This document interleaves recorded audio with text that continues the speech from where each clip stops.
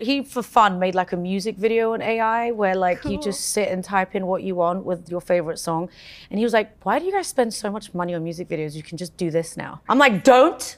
Hey, I'm Rita Ora and you're watching Billboard News.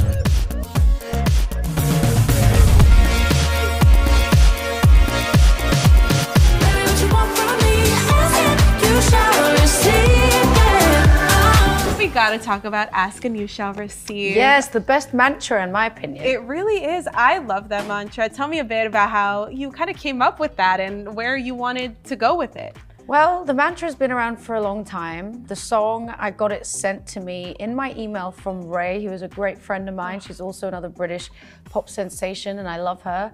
I've known her for a very long time as a songwriter and as an artist, and she came on tour with me back in 2017, sent me the song, and I loved it. Sometimes it's not that deep. My third record, You and I, was very deep, emotional. It was about my personal life changing. I got married and I really wanted to share my story with the world. Well, with this one, I was like, you know what? Let's just put out great things that feel good, you know? And the sun is out. I'm always about the sunshine. Everything with my music has been super positive. If you've followed me for a decade plus, like I've always tried to integrate like a community and my fan base, and everyone comes to the show and just like has a good time. So that's what this record is. Yeah, and I think we can all use that kind of uplifting message right now. I feel like there's a lot going on, and it's fun to just hear someone have fun and say, ask and you shall receive, life will come to you. You know? With a bit of cheekiness and not too much like thought behind it. But yeah, that's definitely where my head is at as well with the music, so. You only love me when the night is over, no one to hold you. You know, on You and I, you were really focusing on love and the more emotional element, but I think with this song, it shows that love is still fun. Like, you can be married and still be flirty and have fun. I mean, your husband was even in the music video. Like, you have fun with it. I love him so much, but I'm sick of singing about him, you know? So this record is really just about my girls, my vibes, everyone feeling good. And so with the music video and all the visuals, I really wanted to create a world that felt a bit sort of uncomfortably comfortable. That's kind of like my motto that I'm going with this record. I like that. And I just wanted to try and challenge myself and do things a bit more experimental with the music and the beats, and everything that I'm making with my team feels just a bit more sort of like, which is kind of the reaction I want. And then where do you keep the comfortable in that? Like, by experimenting, how do you get it to be uncomfortably comfortable? I think it's the commitment, you know, everything, the world you create, the visuals, kind of feeling confident in that too. So, you know, if you don't believe it, no one else will, you know. The Auraverse is a real thing. It really is. And we're here to just unite, come together, and collect. They are a community. You guys are fervent. And we are growing, honey. Love it. Constantly growing. Yeah, I love that. And I mean, you also are so creative, I think, with your music and your ideas and your visuals, and the music video for Ask and You Shall Receive. It's so fun, so creative. How involved are you in the process of making these like visual elements to go along with your music? Oh my gosh, so involved. Everything from like where we shoot it to how I look, having meetings with the team and the glam squad, and just going on like making mood boards. It's just so important. And I have them all up when I record, you know, in the studio, and I'm a very visual person, you see.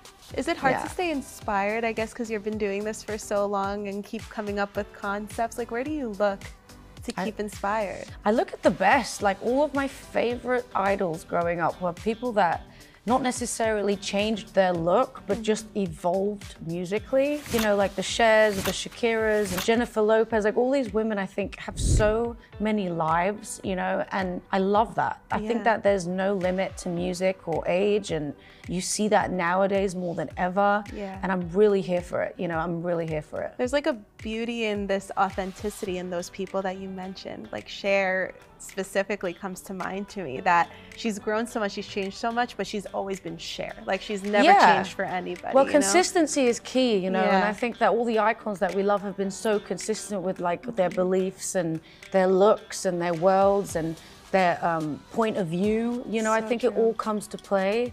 And that's what I'm about, you know. I've always been really true to who I am and what I represent. being a little immigrant from Kosovo, moving to the UK, you know, we're not out here faking it. We're just out here just living it. That's the difference. Who is the Rita that you want to introduce with this next musical era? I think it's about being fearless, feeling really kind of comfortable in your own skin. I think I'm really in the place where musically, there's no limits, you know. I'm experimenting with such incredible producers. I was in New Zealand for a long time because that's where my husband's from, and I worked with such crazy, amazing producers, and I just got really inspired. And I think travel and going globally and seeing the world and like incorporating that into my music is something that I don't think I've ever done before.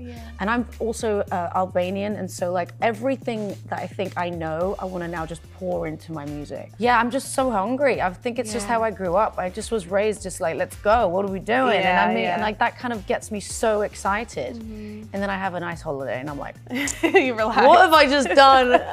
Is Ask and You Shall Receive indicative of what maybe we can expect for an album perhaps on the way? Yeah, this album is something I'm actually really excited about. I'm spending the rest of the year making it. I'm feeling super, super inspired creatively, just having that essence of feeling a bit like not everything is perfect, which was kind of that's my motive with this record. Everything's just a bit left. I like that. You know when a dog goes, like that's kind of where I'm at. I love that. You know, sonically feeling a bit darker, a bit more spicy, a bit more aggressive. Just getting in my like uncomfortable era is where I'm at. You shall receive it.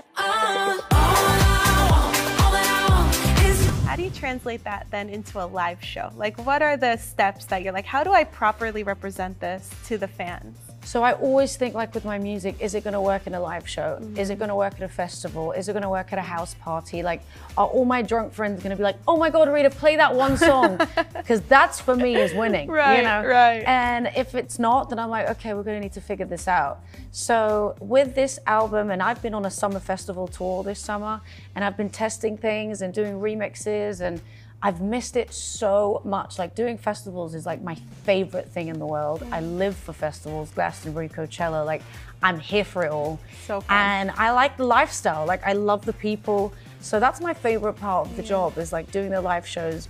So I get real passionate about the band and the screens and the dancers and involving the audience, like pointing at them and like dragging them up on stage. Like that's what we do. Yeah, the energy exchange. Yeah, I love it. Well, acting like you've never seen a coup before. This is crazy. Someday you'll thank me. You're in the new Descendants movie. Yes, The Rise of Red. There she is, the Queen of Hearts herself here. Yeah. I mean, what a fun franchise to step into. Tell me a bit about what it was like stepping into this role. It's amazing. I mean, it's been crazy. Like the trailer dropped, it got like 89 million views in like a week. I was thinking, whoa. I mean, I knew The Descendants is such a big franchise for Disney and for the world. And we've grown up loving these characters, and obviously I grew up loving The Descendants, and being a part of this, I just felt like, oh my goodness, why wouldn't I do this? The Queen of Hearts, it's such an iconic role. Yeah. I've watched so many versions of the Queen of Hearts, you know, Helena Bonham Carter and all of these incredible actors. And I just thought, how can I make this my own? Yeah. And I just decided to just be myself, get on there. Disney were really happy with me kind of being this regal, more royal. You know, I was really inspired by RuPaul's Drag Race, not even, I'm just gonna put it out there. And I was just giving all the power. Giving queen. All the strength. Giving no sympathy. I love You know, it. I was just kind of, everything was super subtle but strong. Yeah. And I think fashion and RuPaul really just helped me find my vibe. Have you ever done Drag Race? I've done it. I did RuPaul's one, I did an episode as a guest judge, and I couldn't believe it. I was actually starstruck. Yeah. And I was like, and RuPaul was like, can you get it together? Yeah, it's one of my favorite shows, so I get a lot of inspo from that show. And also you worked with Brandy. And Brandy? Are you kidding? I mean, what was that like? It makes me cry. She's amazing. She's mean, like so incredible. I get so giddy when I talk about her because I can't believe like she's my friend, you know what I mean? I literally grew up listening to Brandy. Right. Went to her show back in 2013 in Japan. I was doing a tour on my first album back in 2013. She was there and I like had to go see her, and I gave her a teddy bear.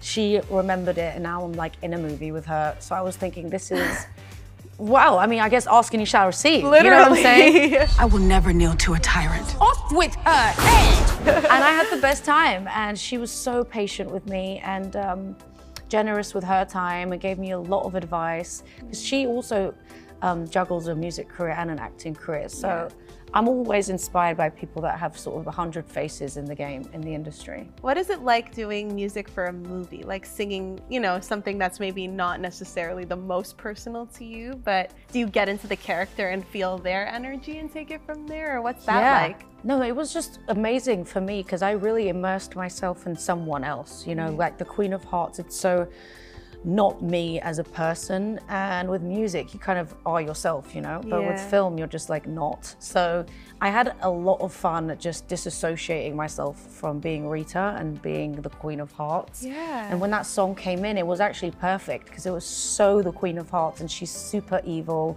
and like a villain, and I like playing a villain, you know. They say villains are more fun to play every time. I was, you know, a villain always has layers because they're all about kind of like what's happened to them that's turned them into this person. And you see that in the film of why I am the way I am. But I had so much fun just being super spicy and getting in my villain energy, and it made me think, wow, maybe I need to sort of like do this in my life. You know? Like that. Why can't I like having a chat? That's true. One person's like, hi, how are you? And I'm like, hey. But yes, Queen of Hearts is not that person at all. Maybe it's more an on-stage moment, a little wicked Queen of Hearts on stage moment. Exactly. I've had, it's been amazing. I hope I get to do more because I love film, so yeah. And I mean, one thing about Brandy, she said that she would do a collaboration with you. I know. I pulled her up on it at the premiere, actually. And she was like, yeah. And I was like, oh my God. What do you think that would look like? Well, again, I'd take a lot of advice from her. You know, I think we'd be in the studio now and I'd say, okay, how do we do this? You know, she's the best with harmonies and ad-libs and everything. Like, there's no one better. So it'd be just a fun voice mashup of just like two husky girls, just like getting in their smoky life. Ooh, I love that. I mean, that could be a villainous track. That could be everything. We were trying to do something for the movie, but it just didn't make sense storyline-wise. Right, with the characters. Yeah. Been waiting for a lifetime for you. Been breaking for a lifetime. I love that you have all these like friends in the music industry because you've been around for so long. Yeah, I think I'm really lucky, you know. Is that like a pinch me moment that you can just turn to these iconic, you know, artists and actors and people like that and reach out to them for help and guidance as you move along in your career? It's incredible. Yeah, you know, I think over the years I'm really lucky. I made some great friends, like real ones too, you know. I think it's so hard to find them in this industry, and we also get pitted so much against each other that I'm all for just giving people their time to shine. And also timing is everything too, because creative people need time to express themselves and figure out what they want to do next, and asking for help as well. There's nothing wrong with that. And for advice, I've always been really kind of vocal, and I communicate a lot. I'm like, yo, I'm gonna need some help with this. What do you think I should do? And that's what it's about. Anyway, but I'm really lucky. I've got some great friends, Throughout the course of your career, obviously, you have seen so many different layers of the music industry and so many eras of the music industry, especially as a female in like the pop space. Like, in what ways have you seen like a growth, or maybe anything, like changes, the biggest changes, I guess, in the music world? Oh, well, something I'm really excited about is when I was putting music out in 2012, you know, you follow the whole routine of a record deal and everything like that. And nowadays, it's like you don't really even need to do that anymore. And you know, you've got people like Shabuzi who are like #1 on Billboard and literally are an independent artist. And like, it's just so exciting to know that, of course, we need labels, and of course, if we can, that's fantastic. Everyone's situation is different, but then you can also do things like that. So I'm super excited about all the options that artists have nowadays, especially upcoming artists that read this or are watching me or reading Billboard. Like, it's just, there is no limits anymore, and that's great. So my deal is really great. I own all my masters. And I think that I've got a very great setup where I have the support when needed, but there's sort of no pressure. And when I'm ready, I'm ready. And you know, owning your music was just really important for me. So yeah, there's so many different ways of doing it now, which is great. I mean, and what an accomplishment for you to be able to now own your masters. I mean, what was that journey like, being able to, you know, own your art and, you know, what you've worked so hard on. It was great. It was definitely a decision I decided to make as a businesswoman, and seeing, and like you said, I've seen so many errors and triumphs in the business that I kind of know now, like, who my people are, or like where I want to go and where I feel like I can make the best music. But again, that comes with experience, you know, like when you start out, you don't know what you're doing. You just want help. You just want to be ready to fly, you know, and that's kind of, you have to sometimes learn the hard way, you know. Yeah. But you know us women, we just don't give up, Nope, honey. ever. We got lives for days. I mean, I love it. And you are so in control of your career and your path and how you know, present yourself to the world. What advice do you have for younger artists who might be inspired by how confident you are in your journey? Oh, thanks. Well, I'm confident, but I also have insecure days. You know, I think it's not about kind of pretending like everything's all right. I wake up sometimes thinking, oh my goodness, I can't do this today. Like I have so much on and I'm feeling super overwhelmed. Yeah. And then that's when you count on your team and your family to kind of be like, okay, let's figure this out.